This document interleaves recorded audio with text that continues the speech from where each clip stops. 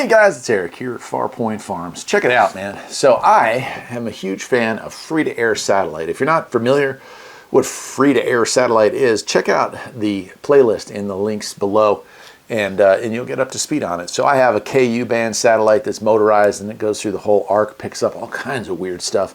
And I also have a C-band satellite dish that picks up even weirder stuff. Well, that's great, and I have that set up in my kind of office guest room area there. But it's not piped out to the main TV set. Well, this is a wireless 4K transmitter. And so that's what we're going to be playing with today.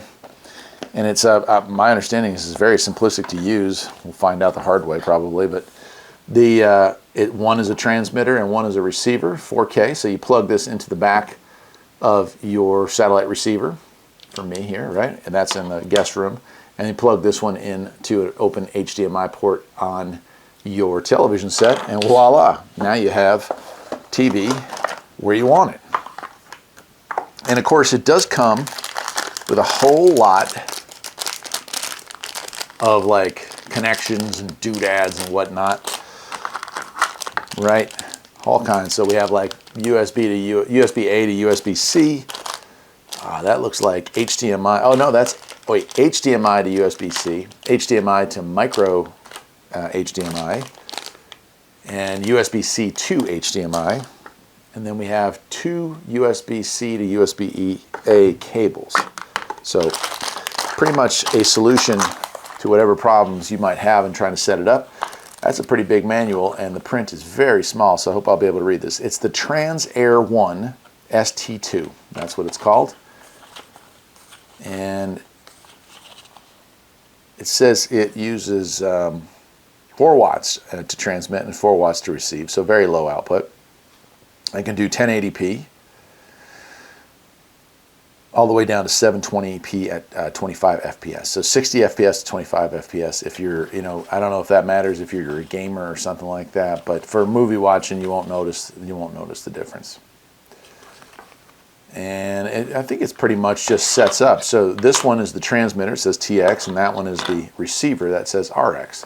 Okay, yeah, it has power. I'm not sure if there are certain HDMI ports that won't have enough juice, and it's just including that just in case.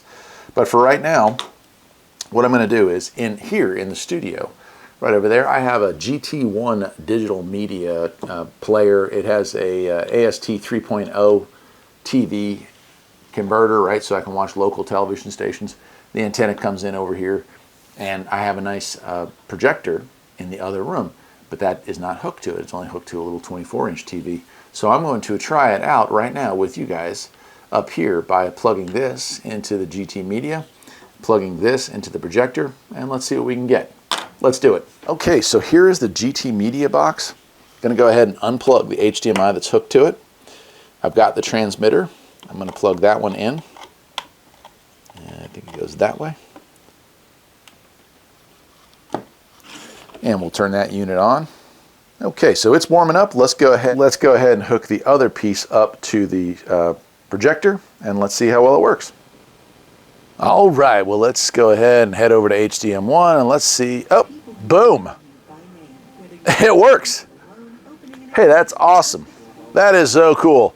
So a very short video, also a very simple video, because that's how simple it was to set up.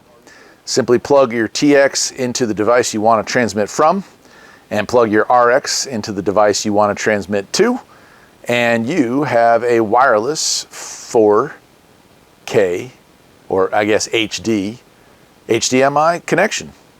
Very cool. I'll leave a link to where you can pick one of these things up, and I will see you next time. Take care.